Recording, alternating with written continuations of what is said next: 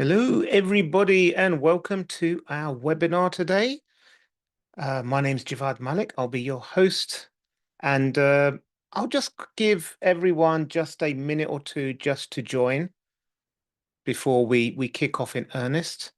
But in the meantime, allow me to introduce our wonderful panelists that we have today. We have got Robert Keogh, who is the Global Director um, uh, Director of Software Engineering at Smarttech247. He has over 15 years experience in software development and cybersecurity. He currently leads the product innovation division at Smarttech and carries a great passion for the tech innovation space. We also have with us James, who is the head of innovation at Egress, where he combines cybersecurity and technical expertise with visionary thinking to bring new ideas to life that deliver strategic and tangible value to customers. And last but not least, we have Bas van der Hoeven, who is the sales engineer manager for KnowBe4, based here in the UK. He's been working for KnowBe4 for the last 5 years, and he's a keen cyclist, having ridden a collective over 700 miles in the last 6 months. So with that, that's a welcome, gentlemen. Thanks for joining us today. And let's jump straight into it. Let's get that slide off. Let people see your handsome faces. Um, so we're talking about, humans versus machines in the era of AI, and is it a versus? Is it collaborative? Is it what have you?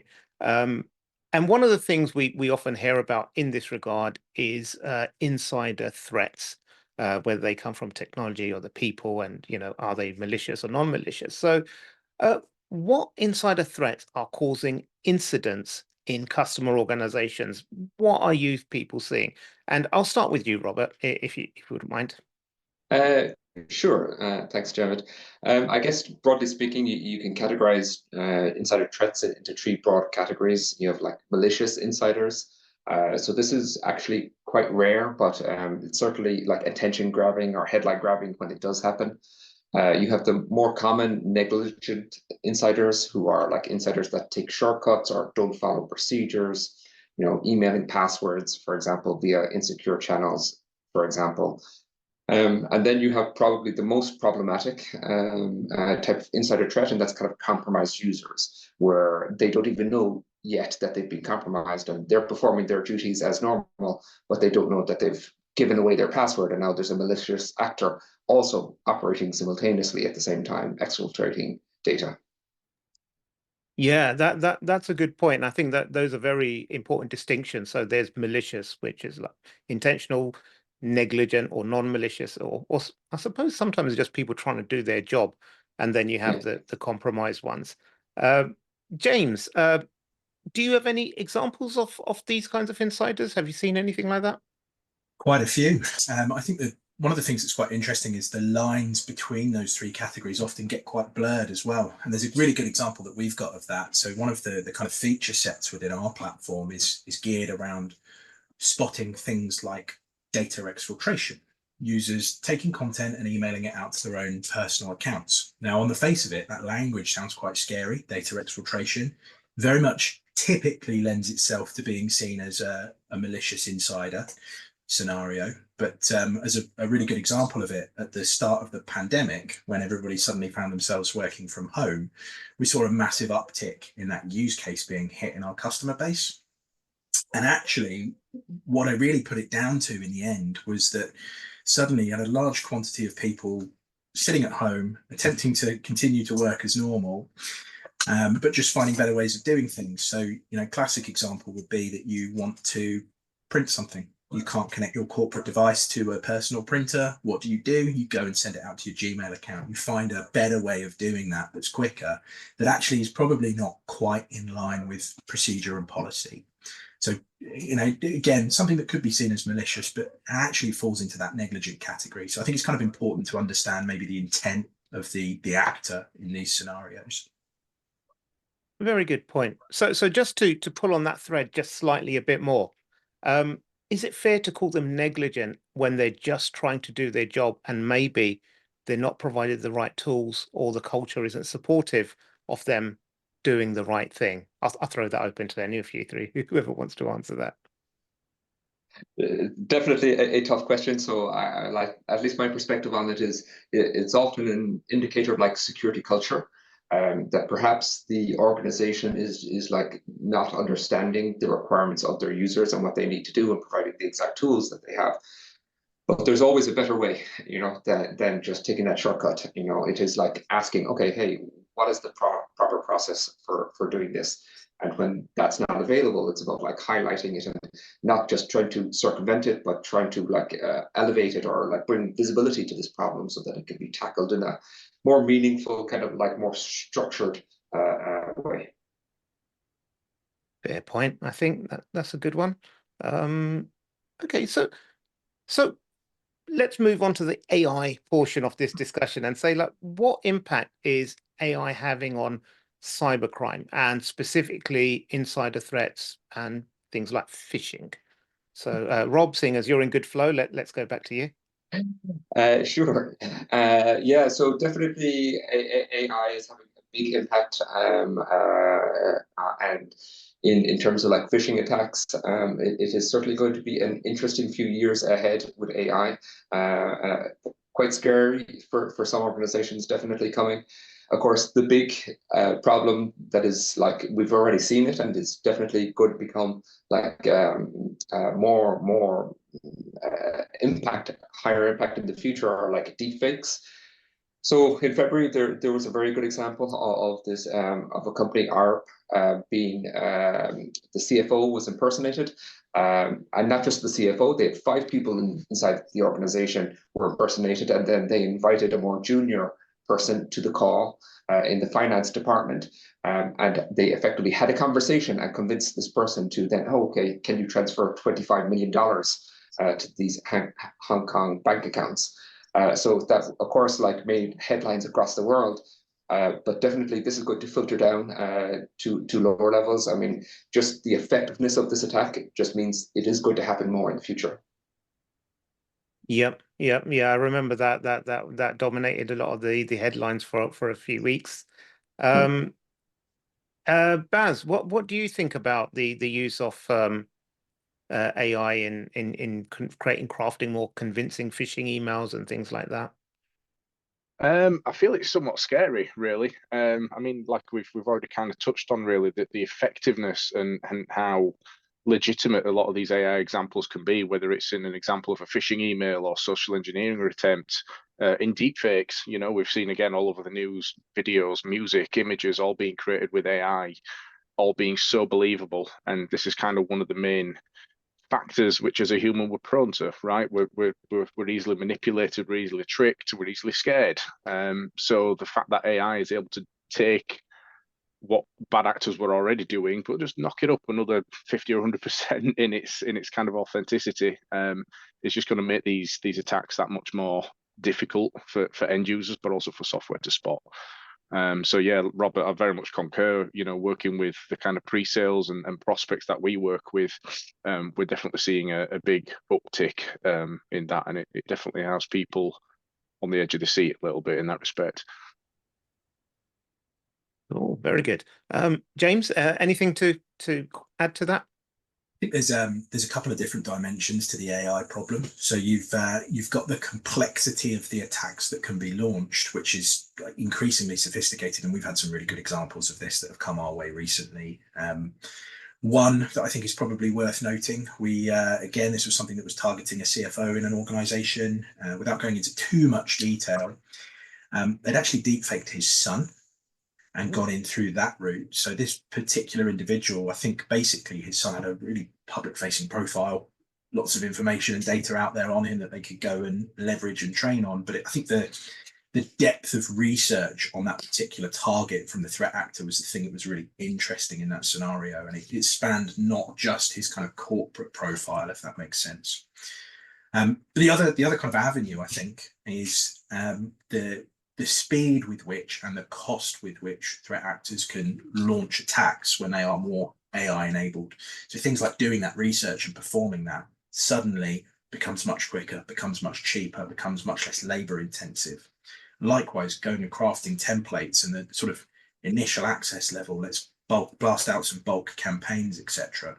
That can be created in a much smarter, much faster way with more accuracy than we were seeing people do it before. Yeah, I think that's really scary. And I think you had the generic attacks before, which is like, hi, mum, how are you doing? But now it can be something a bit more specific where you can gather all the information about whether they actually have a child and what their gender is and what their name is or how they refer to their parents, and then launch it a bit more targeted. So yeah, I think that's definitely something that, everyone should be more wary of when looking at AI and the attacks. So I'll refer like there's a recent Egress email security risk report, and in that they found that there were negative outcomes for 74% of employees who fell victim to a phishing attack. Now, in the cybersecurity industry, we talk a lot about positive security culture, but why isn't this really reflected when an incident occurs? Because on one hand, we're saying we want a positive culture. On the other hand, when someone falls victim to something, and anyone can fall victim to something, they're shamed, or they have some negative outcomes, like maybe some disciplinary or something. Baz, why do you think what do you think is required to create that positive culture rather than just talk about it? It's an interesting question, because there's an awful lot of focus on kind of integrating that kind of human layer almost into the OSI model, right? This isn't just about relying on physical hardware or software, but the humans need to become a part of that whole threat analysis piece. But this kind of highlights an interesting point, because if those end users are going to be, for example, scared or a little bit nervous about the fact that they might need to report something or discuss something or whatever, that stigma kind of needs to be removed almost, in my opinion. That the end user shouldn't be afraid to kind of go, I'm not quite sure what this is, or actually I might want to just go tell someone about that. It's better to be safe than sorry. But it shouldn't only necessarily sit on the end users either. It should be kind of almost organization wide. That culture shouldn't just change on the end user, it needs to change throughout the whole organization. So we see an awful lot of prospects who kind of gamify this process. They have competition in who can report the most phishing emails that month, who can complete the training the fastest. It's about just making the whole process positive and not making the end users afraid of what the outcome might be if they go ahead and report something, or actually, oops, I'm a human, I've made a mistake and I've clicked on something. I'll refer back, Javad, to something you said. As the general public, are we afraid to ring the police over something that we don't necessarily think is right? It's just kind of interesting how that vision is different when it kind of comes to cybersecurity. Yep. I love that analogy. Well done, Baz. I love it. Rob, is there anything you think when it's appropriate to discipline people versus like thank them for their reporting and stuff, or how do you think this should go? Oh, you're on mute, Rob. Great question. I would say, like, if you have to discipline somebody, like, it's a failure process. There's something has gone wrong fundamentally inside the organization, that culture isn't there, the security awareness isn't there. You will never be able to like beat people into doing the right thing. You have to show them the way. You have to lead them through positivity, I would say. And as Baz mentioned, like this, like giving them, gamifying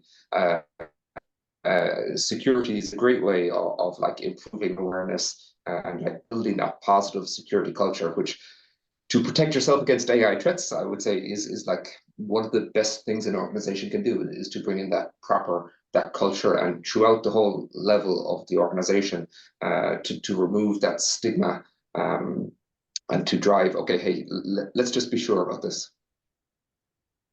Cool. James, so we've heard that beatings will continue until morale improves. It's probably not the best approach to take. Do you think there are any other factors that we can use to influence the security culture in a positive way? Stigma is a great word here because there is a stigma around it, really, isn't there? It is the kind of the long and the short of it, and there's two different elements to this. I think you've got the fear of being chastised for doing something wrong, and then there's almost like an embarrassment element to it as well. And I think we see this quite a bit in organizations that are maybe see themselves as quite high performing. You've got very career driven individuals who sort of see a security incident as being a bit of a black stain on their rap sheet, if that makes sense. And I think there's maybe an important thing that we need to do as an industry around removing that specific bit of stigma. You know, the idea that humans make mistakes, we're all very familiar with it as security people and we kind of accept it, but I don't think it's always accepted by the end user base. I think even in scenarios where people think that they're probably not going to get in trouble for something that's happened, there maybe is still an embarrassment factor, and that's within their peer groups as well. And that's something that needs to kind of be broken down as part of a security awareness training program. Yeah, really good points. Really good points. I'm just going to go to our live Q&A from some of our attendees. So yes, absolutely, feel free to send in questions. We'll try to get to them through if it's relevant to the conversation at the time. Otherwise, we'll get to it at the end, or we'll get to you offline afterwards. But the question that come in is, how common do you think deepfakes will become? Rob, do you want to have a stab at that? I guess I kind of touched on this already, and I would say like it is something that's going to increase, like because just of how effective they are.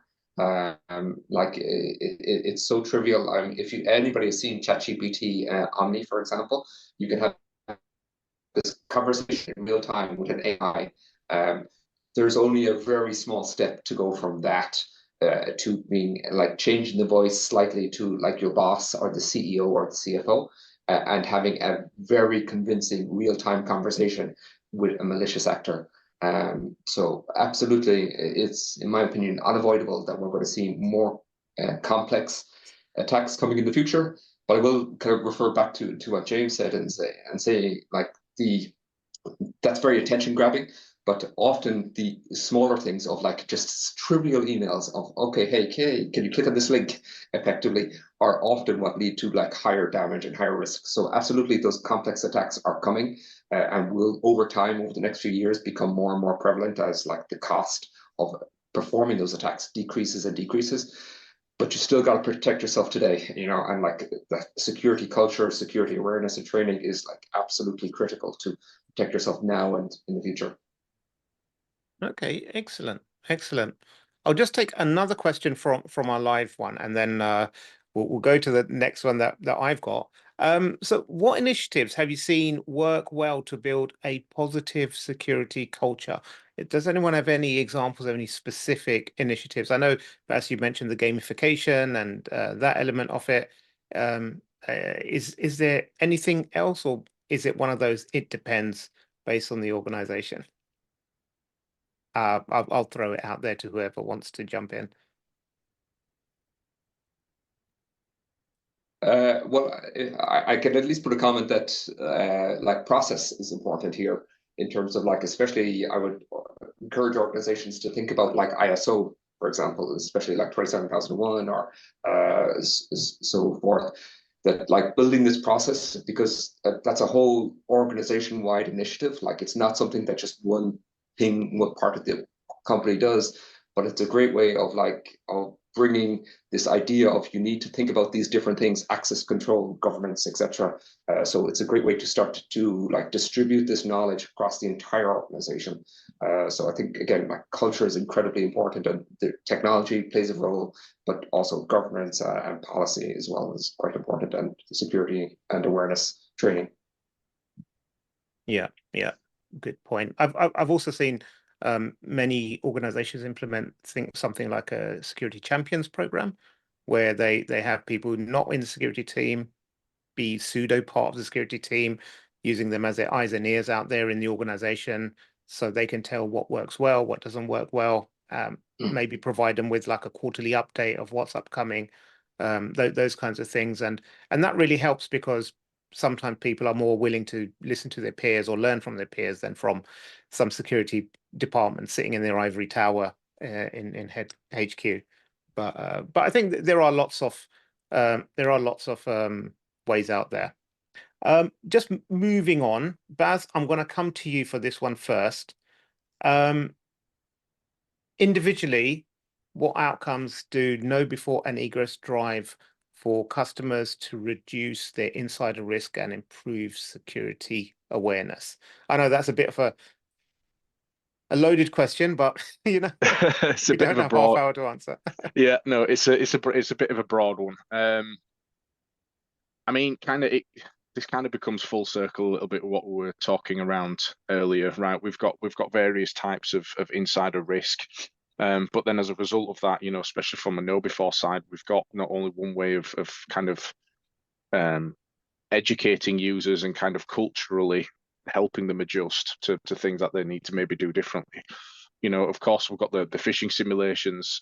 We're very high on AI as well. This is something that we internally are working on and moving towards, because, you know, we as an organization are very aware, like we've already discussed, around the risks and the kind of outcome of what AI is going to have on the threat landscape.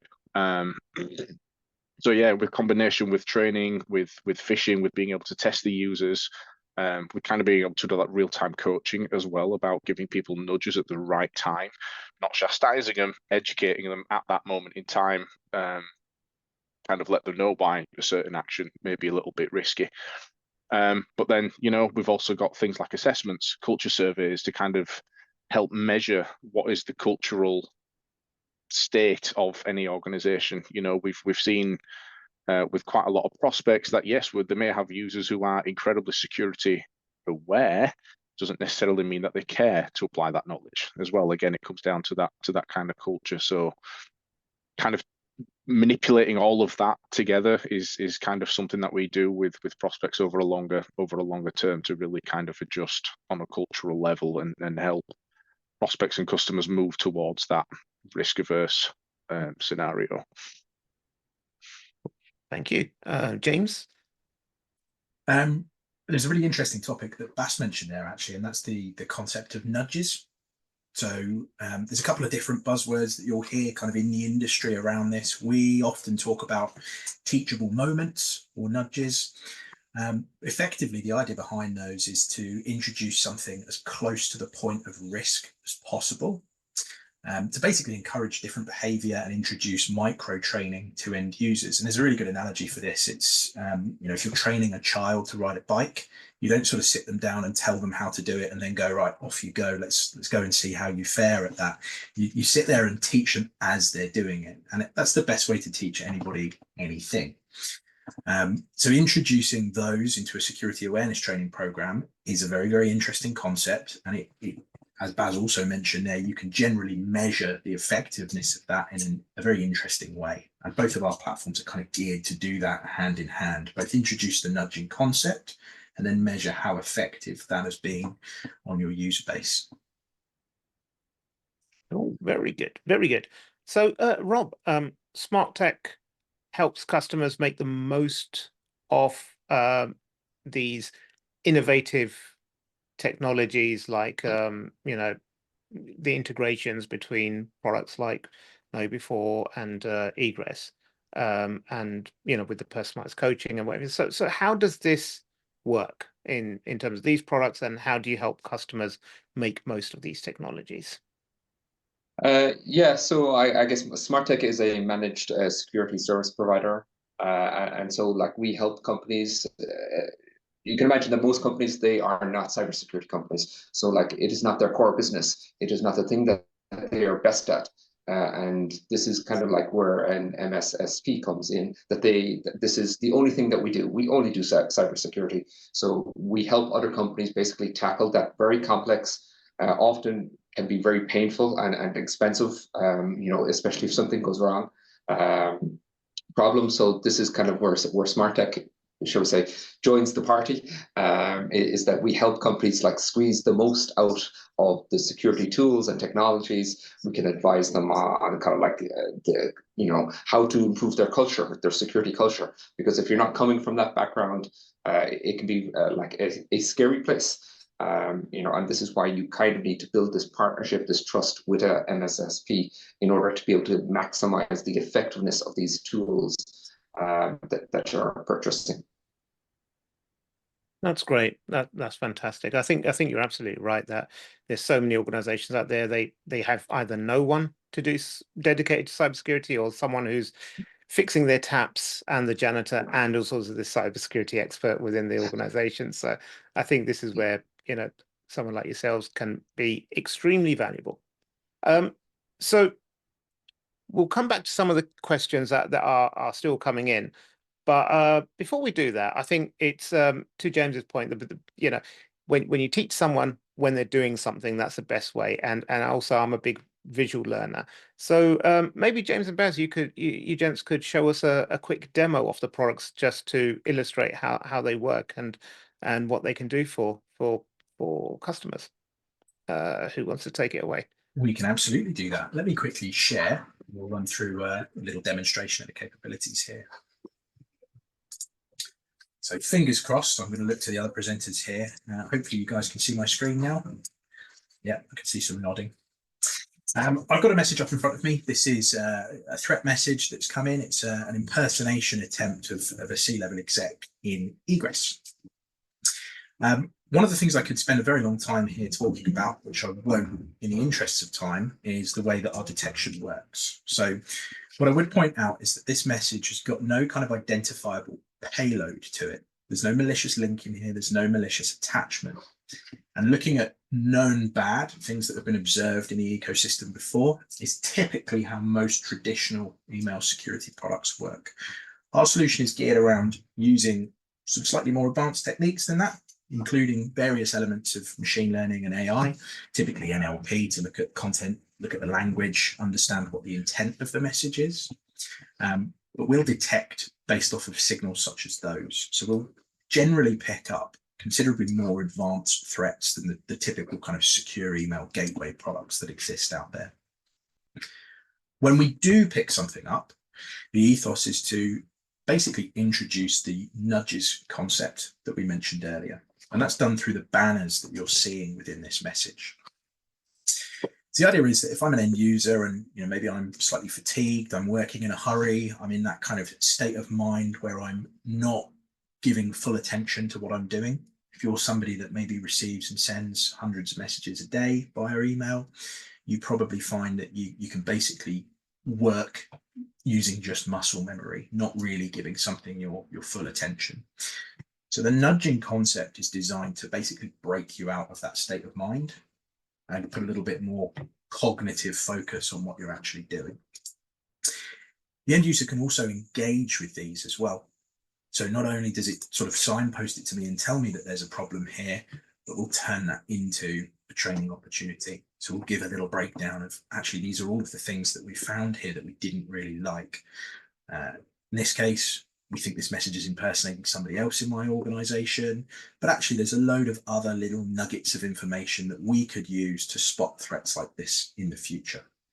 So the idea is that this really is like having again, somebody sitting in a security team, sitting on my shoulder, just giving me some more information about the threats that are targeted at me as I receive them. We also provide these capabilities on outbound messages. So we spoke a little bit earlier about things like negligent insiders, people that just simply make mistakes or maybe aren't aware of certain policies and procedures, etc.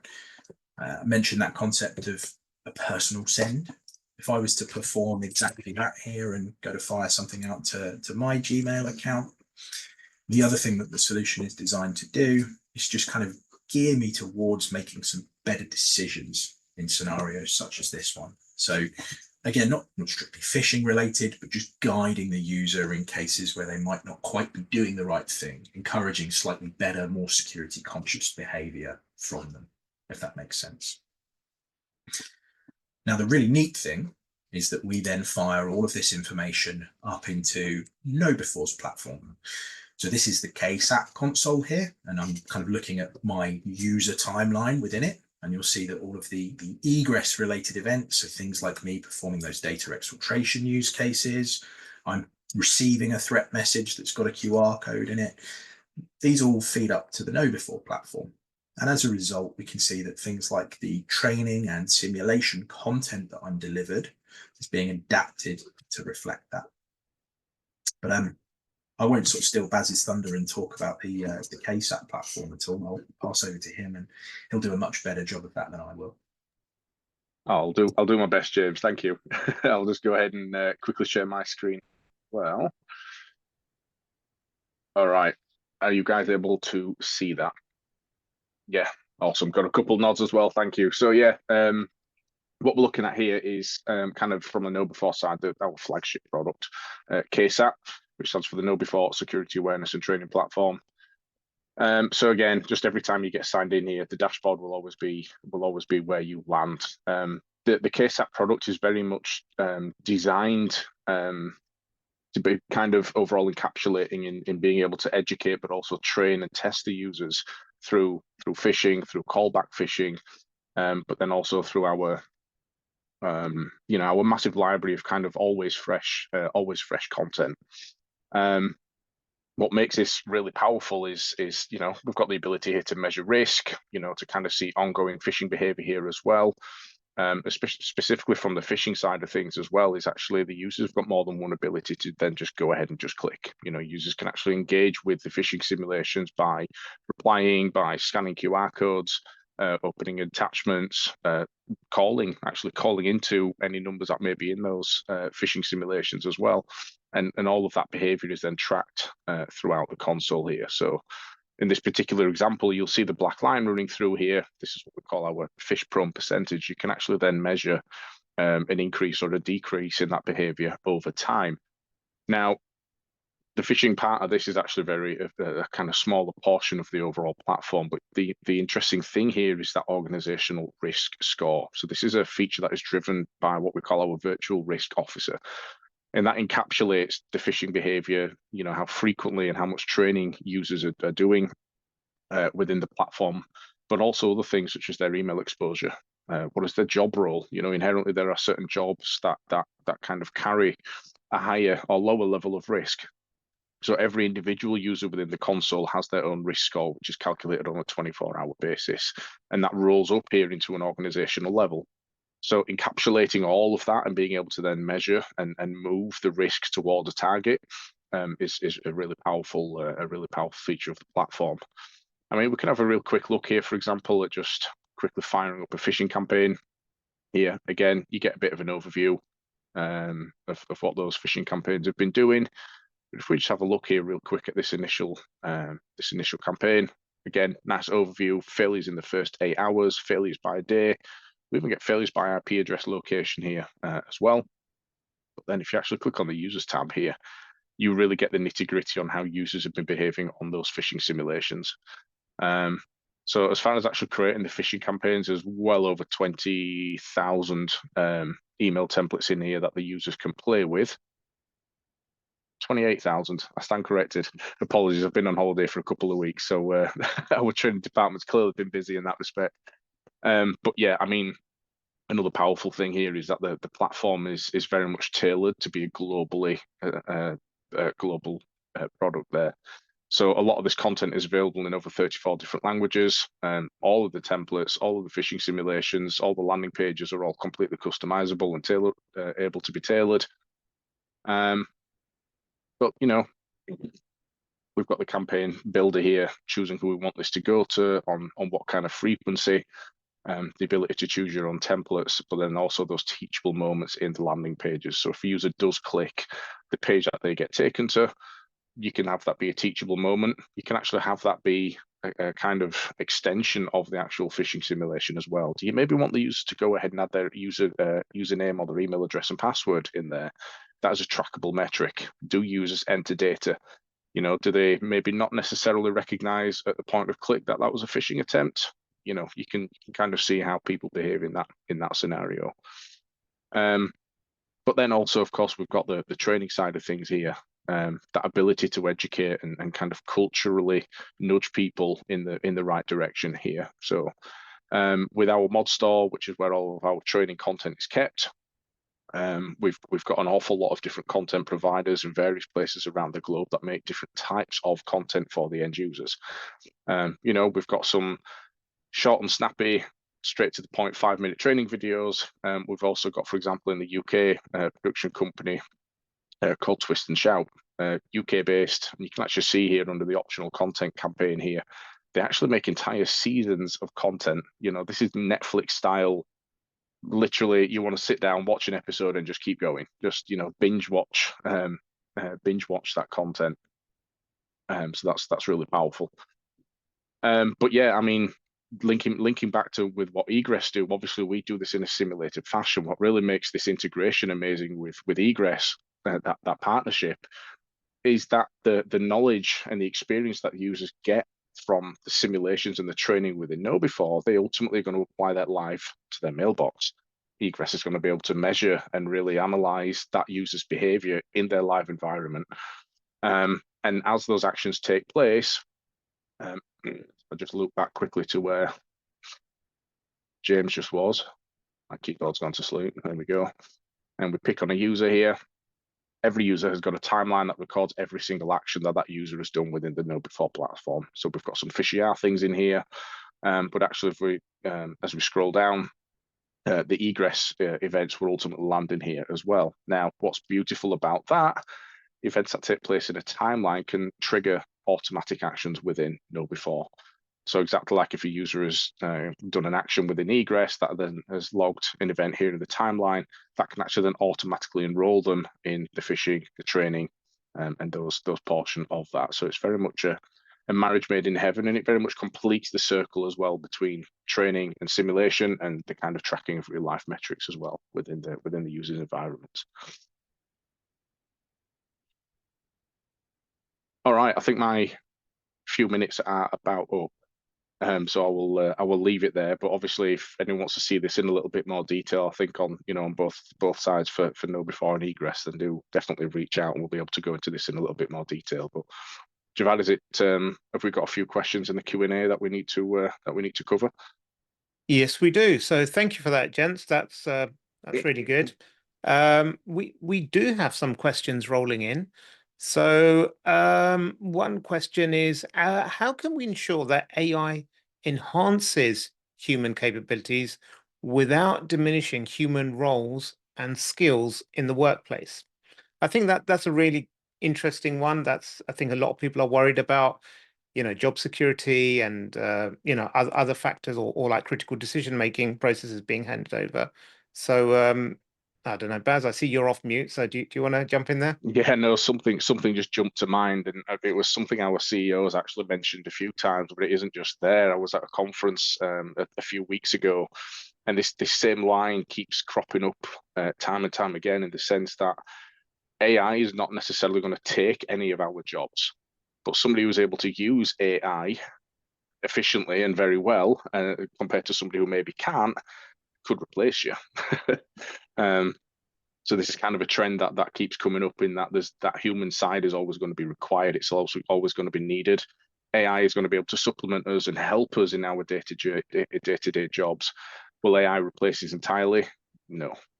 But somebody who is very proficient in AI could definitely replace any one of us, 100%. So staying on top of that learning curve, becoming proficient in its capabilities, is something we should all do, on a day-to-day basis, is learn, get on top of it, because AI is not going anywhere. This is very much an inflection point in history, very much like we've had cloud computing in the early 2000s, the rise of the internet, etc., etc. AI is very much that next point.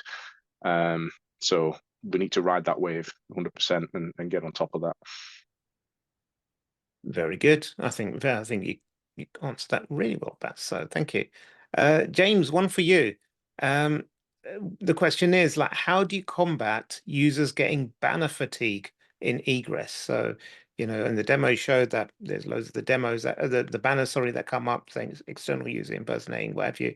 And we have this tendency to develop fatigue or blindness to certain things. So what do you do? It's actually something that we obsess over. So we did a little bit of research with a third party, and we came up with some figures and some statistics, but we basically sort of have this figure in our heads that if a user sees more than 10 of those pop-up interruptions in a 1 month period, that's when they begin to become susceptible to banner fatigue. And obviously that's a little bit different for everybody. But what it means is that from an efficacy point of view, we're laser focused on making sure that those banners are only there when they have to be, and that they are not present for every message.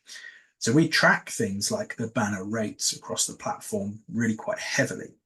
If you look at the moment, the red banner that I showed in the example that I got up on screen, that appears on something like 1 in 750, 1 in 800 messages. Again, that's very organization, very user dependent. You might just simply be more targeted than everybody else.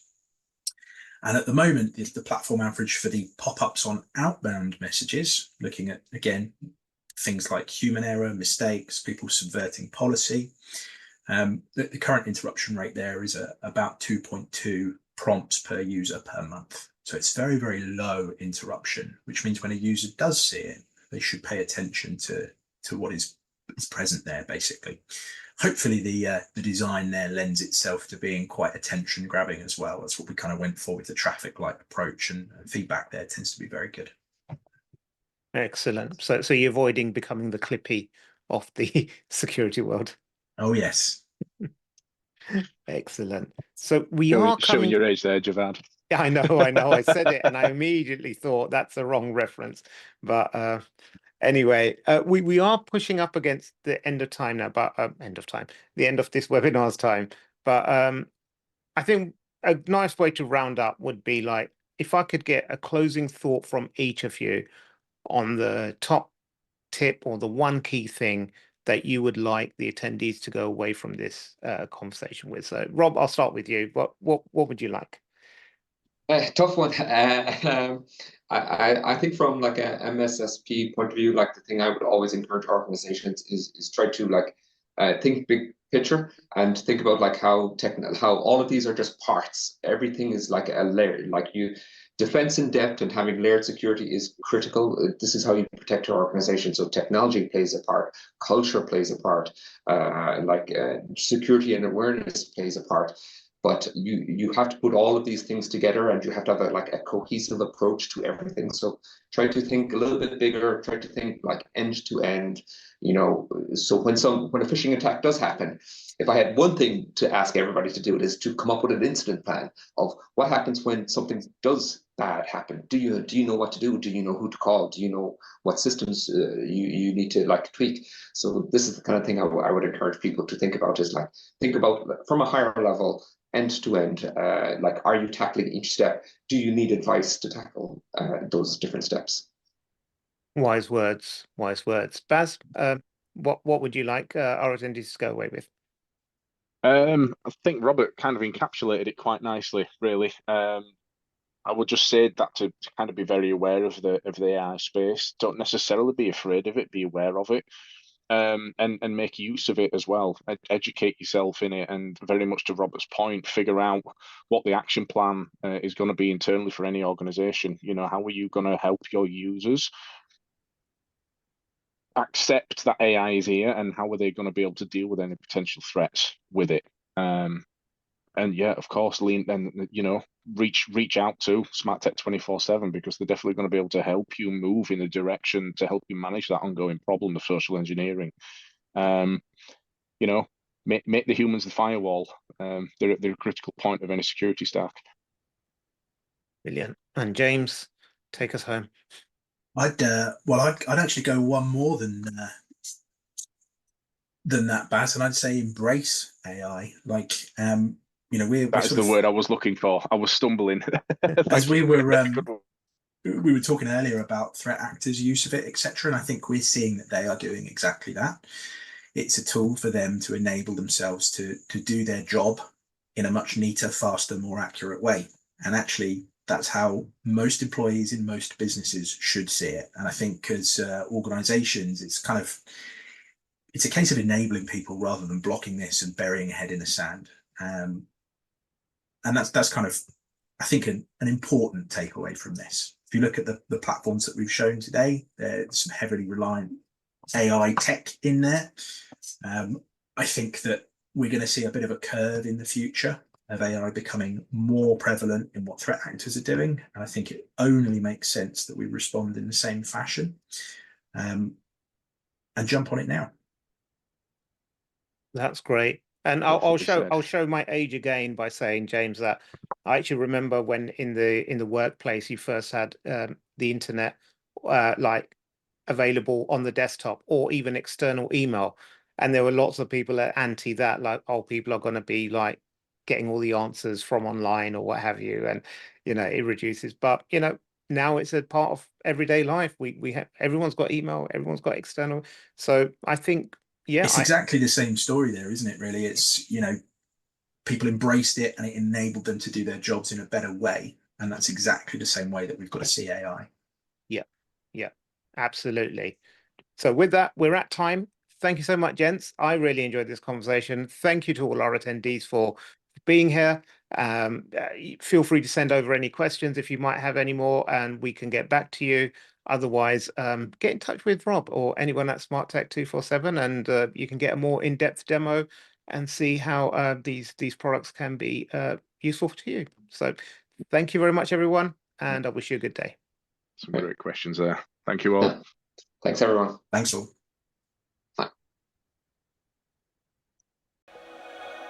Bye.